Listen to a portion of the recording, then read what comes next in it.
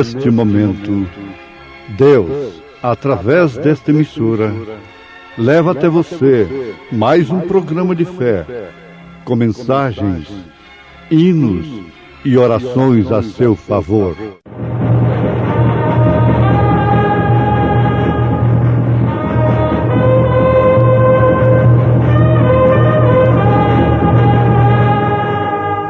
Fé para vencer.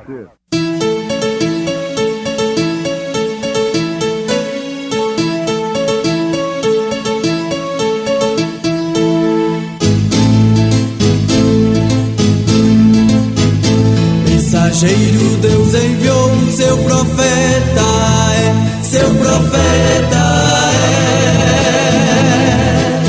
Este som de alarido retumbando está, E as águias de Deus, já voando estão.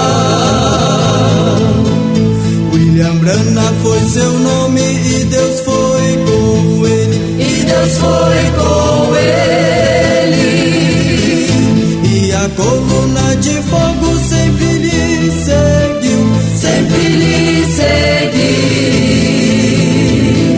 A palavra ele pregou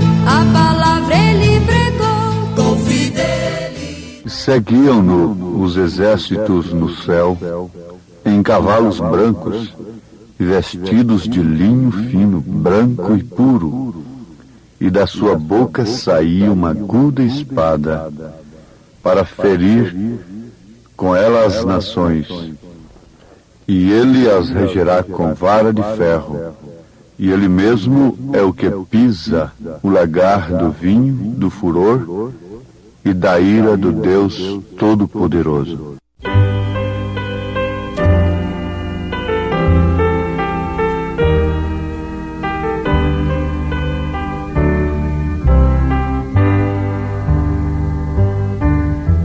Sendo abrigado em meu Jesus, conforto e paz terei, ainda que surja em seu furor o mal não temerei.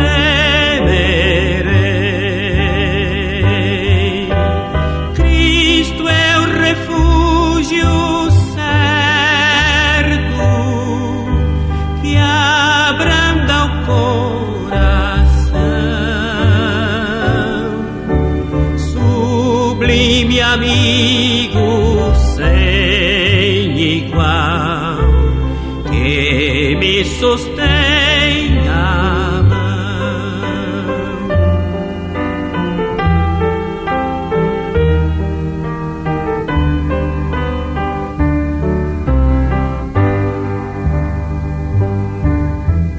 Fonte real de puro amor, manancial de luz, o meu resgate assegurou quando expirou na cruz. Cristo é o refúgio certo que abranda o coração, sublime amigo sem igual, que me sustém a mão.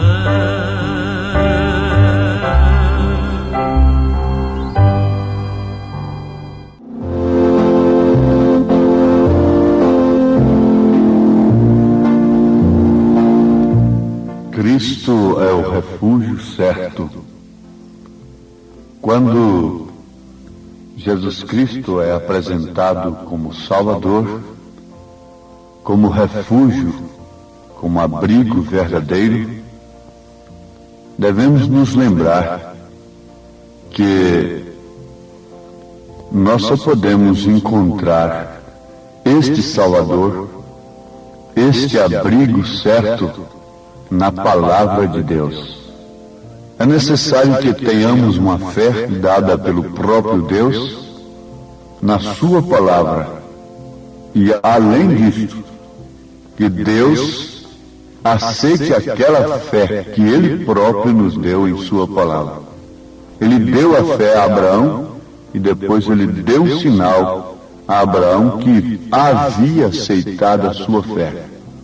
Muitas pessoas têm fé na Palavra, mas não têm o sinal de que Deus tem aceitado a sua fé. Isso é o batismo do Espírito Santo. Se você vive através da Bíblia, Deus viverá através de você.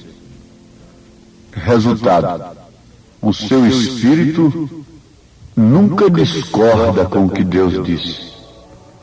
Agora, se o seu espírito discorda com o que Deus disse, então você não está vivendo através da Bíblia. E se você não está vivendo através da Bíblia, Deus não está em você. Você não está no abrigo seguro. Você não está em Cristo Jesus. Se o seu espírito discorda com as Escrituras, começando pelo seu batismo, conforme os apóstolos obedeceram Mateus 28:19, isso prova que você não está na Bíblia. E se você não vive através da Bíblia, Deus não vive através de você. Se o seu espírito discorda quando a Bíblia diz que devemos vestir com pudor, com honestidade e demais coisas na ordem da igreja, se o seu espírito discorda e busca interpretações que facilite, que combine com a sua concupiscência, com seus próprios pensamentos, isto prova que Deus não vive através de você. Isto porque você não está vivendo através da Bíblia. Nós temos outra coisa profunda, é que um pequeno desvio da palavra é um passo fora de Cristo.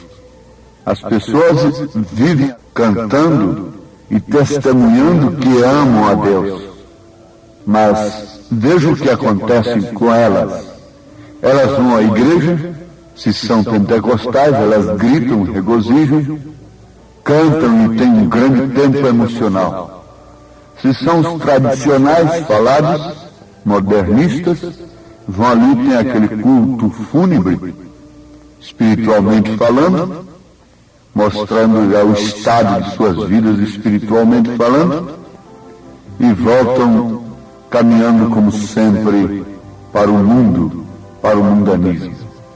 Mas vejam que simplesmente estamos observando a verdade acerca do verdadeiro cristianismo. Lembremos-nos das duas faces do cristianismo. Uma é intelectual, uma pede razão para os sentidos, para o intelecto, para a mente, mas a outra é uma experiência experimentada com Deus, e leva então o pecador a viver através da Bíblia.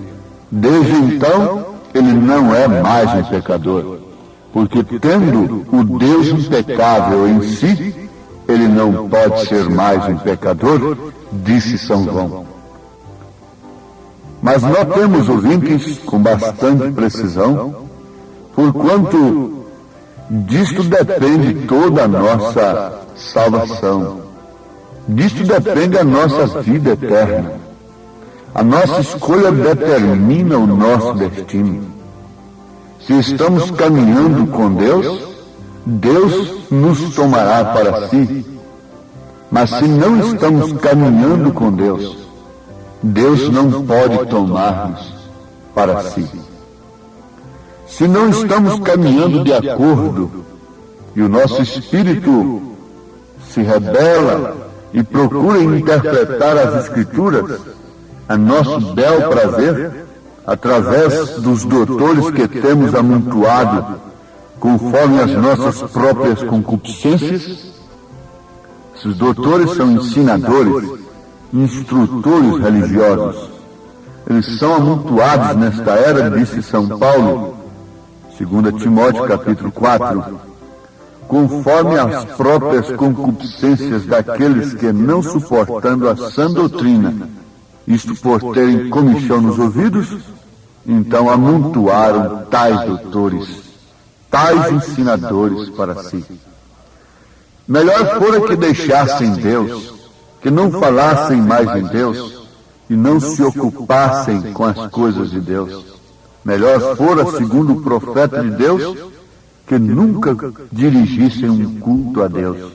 O que teria sido muito melhor para Caim, se ele nunca tivesse dirigido um culto a Deus. Porque foi justamente na diferença do culto que o diabo, seu pai, implantou no seu coração aquela ira tremenda de matar a seu irmão Abel. Foi justamente na diferença do culto que o mesmo pai de Caim entrou no coração da falsa igreja durante as eras, e ela derramou o sangue dos cristãos verdadeiros. O ódio religioso é o pior que existe. Ele é assassino, ele é cruel, ele leva o Estado a praticar coisas que jamais praticaria. Herodias levou a Herodes praticar o grande crime de mandar amputar o pescoço de João Batista, coisa que ele não faria se a mulher não estivesse lá com ele. Acabe nunca teria entrado pelo caminho que entrou sem que a mulher estivesse lá com ele. O imperador Constantino nunca teria entrado pelo caminho que entrou se a igreja não tivesse casado com ele ilicitamente.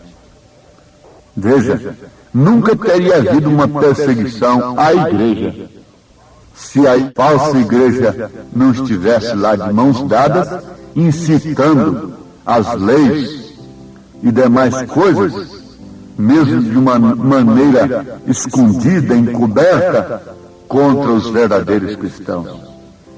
Isto foi o que ela fez desde o princípio, através de Caim e através da história da igreja. Durante os séculos, e ele nunca mudou, ele sempre é a mesma coisa. Mas o que quer fazer o diabo é tirar as pessoas da palavra de Deus. E quando há uma diferença de culto, eles trabalham intensamente dia e noite para uma unificação, para terem o mesmo culto. Mas que dificuldade terão nisto, uma vez que têm as mesmas modas, os mesmos costumes, as mesmas diversões mundanas, os mesmos pareceres? Que diferença faz prostrar ali diante de um ídolo ou dirigir um culto formal, interpretado intelectualmente a Deus? Que diferença faz isto? Já estão unidos socialmente falando, já estão comendo no mesmo prato ao mesmo tempo. Suas mulheres não têm diferença alguma. Seus costumes são os mesmos. Estão comendo no mesmo prato, na mesma gamela. Isto é certo, estão comendo do mesmo pão que Satanás tem amassado para eles. Isto por quê? Por causa do desvio da palavra. E não pense você que uma pequena inclinação no rifle possa significar menos do que errar o alvo. E agora o que interpreta a teologia acerca do pecado? O que ela diz, tecnicamente, o que é pecado? Pecado é errar o alvo. Mas devemos saber que uma pequena inclinação do rifle nos leva a errar o alvo. E um pequeno desvio da palavra é um passo fora de Cristo. Está tudo perdido. O melhor que nós fazemos é nos humilhar e nos prostrar diante de Deus e pedir misericórdia, se é que ainda há tempo de clamarmos por ela. Raabe, com tempo ainda, enquanto madames estavam lá nos seus clubes, nas suas lojas, nas suas boutiques, nas suas casas de moda, nos seus banquetes. A meretriz Raabe estava ali alcançando a misericórdia de Deus. O juízo rondava a cidade. E as muralhas que eles haviam levantado ao redor daquela cidade, pensando que com aquilo eles estavam muito seguros, ruiriam e elas próprias cairiam sobre eles, as massacrariam. Isto é certo.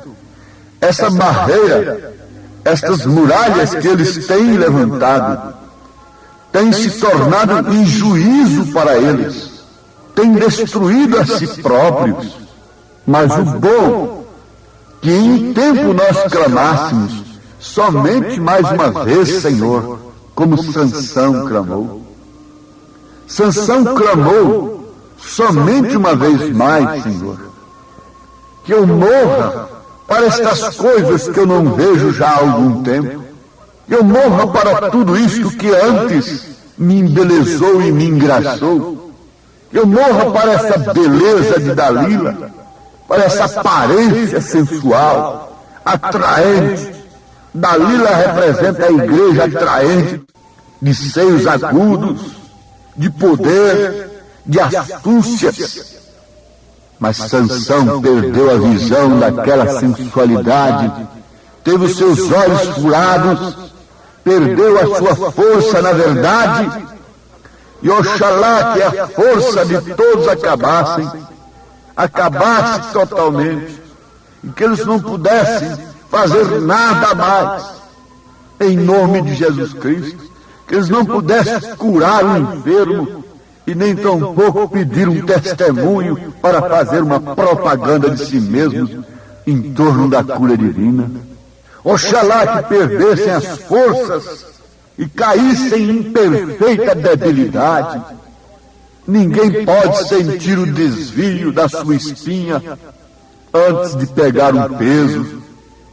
Ninguém pode sentir o desvio da sua espinha antes de sentir as dores. Ó igreja, quando você vier a sentir o desvio da sua espinha dorsal, não seria tarde demais? Na hora de pegar o peso, as provas, as lutas e vencer a Satanás pelo poder da palavra, você está sem espinha, você está sem espinhaço, para combater o pecado e para expulsá-lo no nome do Senhor Jesus Cristo. Você pode expulsar demônios, pode expulsar enfermidades das pessoas, mas não pode expulsar de si mesma. Isso aí vem a cumprir justamente aquilo que Paulo disse, combatendo os ídolos e cometendo sacrilégios. Mas saibam todos que esta palavra que o mundo corre dela hoje, a julgará naquele dia. E vi o céu aberto, e eis um cavalo branco, e o que estava sentado sobre ele chama-se Fiel e Verdadeiro, e julga e peleja com justiça, e os seus olhos eram como chama de fogo, e sobre a sua cabeça havia muitos diademas, e tinha um nome escrito que ninguém sabia senão ele mesmo, e estava vestido de uma veste salpicada de sangue, e o nome pelo qual se chama é a Palavra de Deus. E seguiu-no os exércitos no céu, em cavalos brancos, e vestidos de linho fino, branco e puro, e da sua boca saía uma aguda espada para ferir com ela as nações, e ela as regerá com vara de ferro, e ele mesmo é o que pisa o lagar do vinho do furor e da ira do Deus Todo-Poderoso, e no vestido e na sua coxa tem escrito este nome: Rei dos Reis e Senhor dos Senhores. Apocalipse 19, versículo 11 e 16. Oh, que desfile, que cortejo, Que pujança!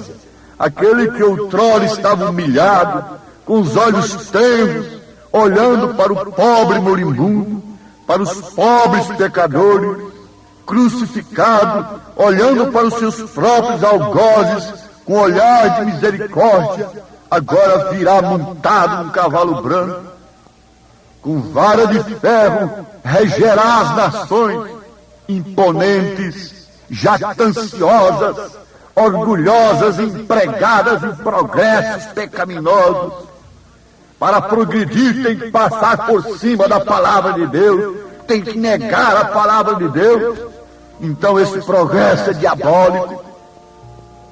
Para progredir tem que desrespeitar a fé das moças e dos moços que querem viver para Cristo. Para progredir tem que se sujeitar à imundície, ao pecado, à vulgaridade. Oh, nações! Vocês serão regidas com esta mesma palavra que vocês fogem dela hoje e a odeiam. Aqueles que têm vivido a palavra de Deus julgará todas as nações que têm a rejeitado. Vocês têm amontoado doutores para si, intérpretes das Escrituras para si, esquecendo-se de quem é o verdadeiro intérprete das Escrituras. Quem é o verdadeiro intérprete da palavra? É o próprio Deus. Deus é seu próprio intérprete. Quando os americanos estavam assassinando os índios, acabando com tudo aquilo, com o búfalo, e destruindo tudo para progredir, o que fizeram eles? Amontoaram doutores, teólogos para dizerem que índios não tinham alma, que o índio não tem alma, e por isso podiam ser mortos como bichos. Isto é certo? A história não nega. Não estamos afetando a quem quer que seja. Estamos mostrando o que é o pecado e suas consequências. O desvio da palavra de Deus tem levado homens grandes e pequenos, tem levado nações ao grande abismo. O desvio da palavra de Deus, a rejeição da palavra de Deus, levou Nabucodonosor com todo o seu reino de ouro a pique, a comer com os animais do campo como bicho. E mais do que isso, para o inferno. O desvio da palavra de Deus levou o mundo civilizado antes de Noé a um total juízo, dilúvio. O desvio da palavra de Deus levou os tradicionais da lei de Moisés a trair o juízo sobre si e sobre seus filhos, os judeus, sendo feitos sabão de judeus. Gana de homens contra os judeus, mas se esquecem que eles clamaram: caia sobre nós o seu sangue, sobre os nossos filhos. Aquilo foi o desvio da palavra, não reconhecer o dia, sua palavra e sua mensagem. E o desvio da palavra nesta era atrairá o fogo. Disse São Pedro: isso aqui não sou eu quem estou falando, é a Bíblia Sagrada, a qual vós temeis. Podem fugir dela, perseguem-na, mas um dia ela virá como vara de ferro, saindo da boca do seu próprio autor, e julgará todas as nações. Apocalipse 19, versículo 11 e 16. Deus os abençoe e que vocês, todos ouvintes, se escondam na misericórdia de Jesus enquanto há tempo. Amém.